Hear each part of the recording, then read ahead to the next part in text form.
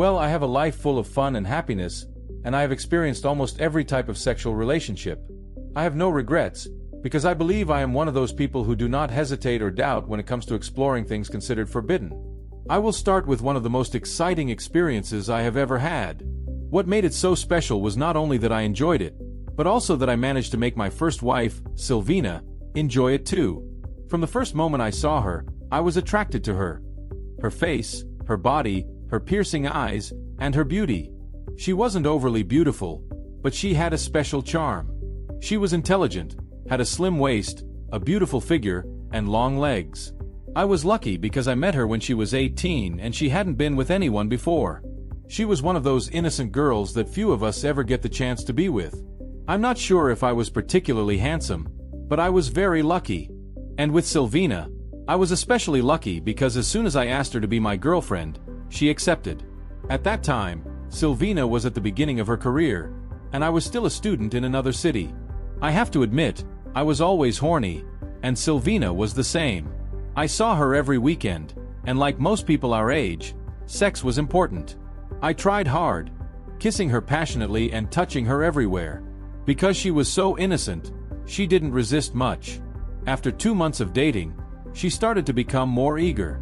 We were like that for 3 years, until she got pregnant. We got married, and our sexual relationship became even more intense.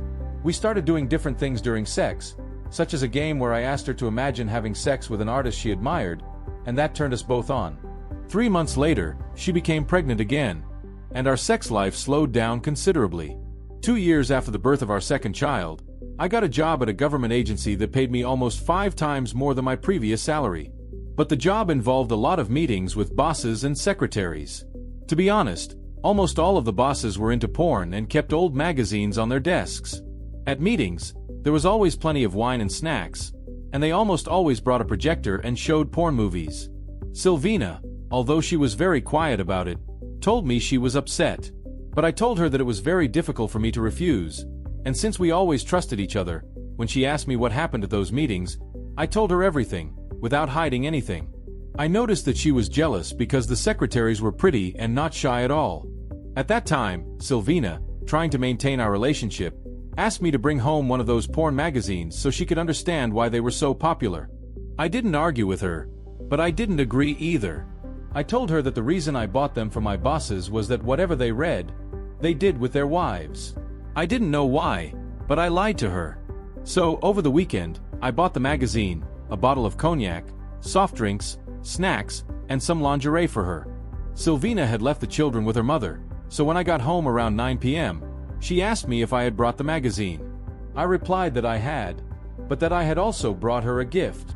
I asked her to put the magazine on the table while I prepared the glasses and plates and served the snacks. I put the bottle on the coffee table, turned on the music, and sat down to wait for her. When she walked into the room, I was really surprised. She had gone to a lot of trouble to look good. Her hair was messy, she was wearing heavy makeup, she smelled of strong, sweet perfume. She was wearing very small, see-through underwear and sexy stockings she had bought. She was also wearing gold high heels. She looked like a high-class prostitute. I didn't say anything at the time. I just told her she looked amazing. I realized that she was trying to impress me and maybe distract me from the secretaries. We drank a few beers and ate some snacks, and when we were already pretty drunk, she came up to me and asked me to read a porn magazine so we could both look at it. I didn't expect the magazine to be about partner swapping and husbands letting their wives have sex with other men. As I read the sex stories, my penis hardened, and Sylvina was sweating quietly, but her nipples showed that she was aroused. That night, we only read 2 stories. When we finished, Sylvina asked me if it was true that she couldn't believe it, and if my bosses did the same thing. Yes, my queen, what I read is supported by photos of couples, and I see nothing wrong with it, as long as both people agree. We had incredible sex, which came from excitement. About 2 months went by without us talking about it, until, after a meeting, I had to take the projector and porn movies. I couldn't leave them at the office, so I took them home. After putting the kids to bed, I told Sylvina about the projector and asked her if she wanted to watch a movie. She said yes. I have to say that Sylvina couldn't take her eyes off the wall because the actors looked like donkeys. It was something new for her. That night, The idea of seeing her fucked by another man came to my mind. And from thought to action. While we were watching those movies, I started touching her and noticed how wet her pussy was. We finished watching the movies, turned off the projector, and I showed her my erection. Then I asked her if she was turned on too, and she nodded yes. Without wasting any time, I jumped on the bed and started having wild, frenzied sex with her. But before we finished, I suddenly blurted out a question. "My queen, I don't know why, but I have to tell you something. I noticed that you got turned on when you saw the actors' big penises. Am I wrong?" "No, honey, I've never seen such big penises, and judging by the girls' reactions, I think they like them." "Thank you for your honesty. Now, would you like to have sex with another man?" "Never." My confession was that I wanted you to have sex with other men and let yourself try, experiment, and enjoy something different from me. She immediately rejected my suggestion and clarified that watching movies was one thing, but doing it was something else entirely. After that stormy night, she didn't feel like watching movies or reading magazines anymore. But I took her dancing, bought her tight, short clothes. In short, no matter what alternatives I tried, she never agreed with my fantasy, which had become an obsession. It was a Saturday when, still fighting, we ended up in a very quiet nightclub. Sylvina was wearing a very attractive yellow mini dress with green and yellow beads or sequins that made her look like a prostitute. They gave us a table near the dance floor, and because it was late, the club was almost dark.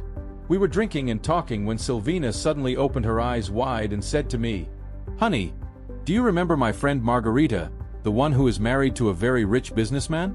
"Yes, why?" "Oh my God, please don't say anything, but look at the dance floor. She's wearing a blue miniskirt and a blonde wig and dancing very provocatively with a man who is not her husband. They're kissing and kissing. How awful for her. She pretended to be such a decent person."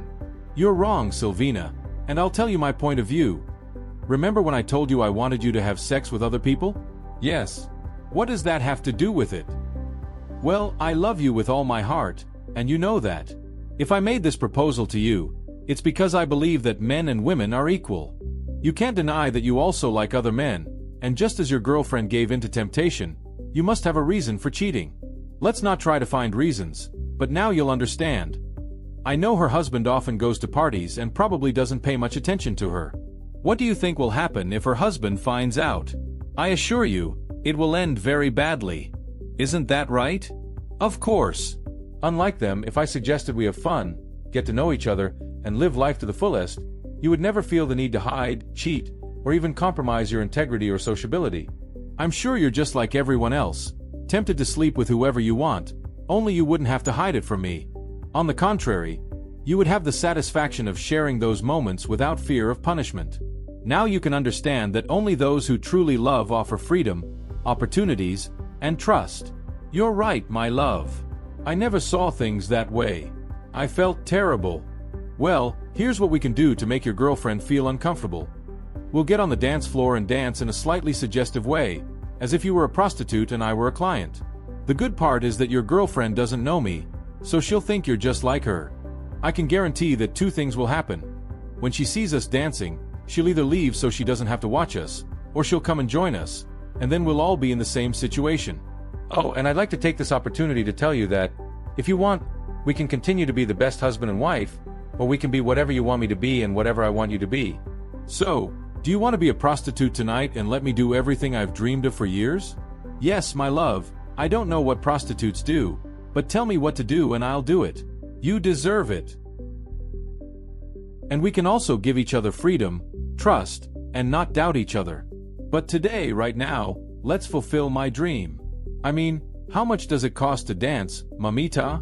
$100. "Damn, why is it so expensive?" "Because I'm worth it. Daddy, I love you, and I see that you're the best man I could have. That deserves a reward. If I want to be your and before I dance with you, I'll dance with others and be like all the others. But dance and see what my friend does. Coincidences happen, whether good or bad, and this one turned out to be good. Taking Sylvina to the dance hall allowed me to see that many women, no matter how decent they may seem, sometimes make mistakes.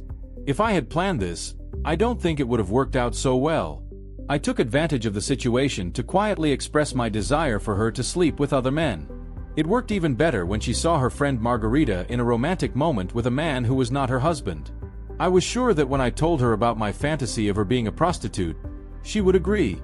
And even though she was just dancing with other men, she never said she had sex with anyone. For me, it was a great victory. To be continued. Discover the art of retribution with Couples and Chronicles. Step into a realm where betrayal meets its match, and every wrong is righted with cunning precision. Couples and Chronicles is your go-to channel for captivating audio stories that unravel the tangled webs of deceit, favoritism, and broken trust. Our tales dive deep into the heart of human conflict. Love turned sour, loyalties tested, and injustices laid bare. Feel the sting of betrayal and the thrill of comeback as our characters navigate heartbreak and rise to reclaim their power in ways that will leave you speechless. With every story, we celebrate the resilience of the human spirit and the satisfaction of justice served. Join Couples and Chronicles for narratives that grip your soul and remind you, revenge is sweetest when it's deserved. Disclaimer: all stories on this channel are fictional creations created for entertainment. While they are inspired by universal human X.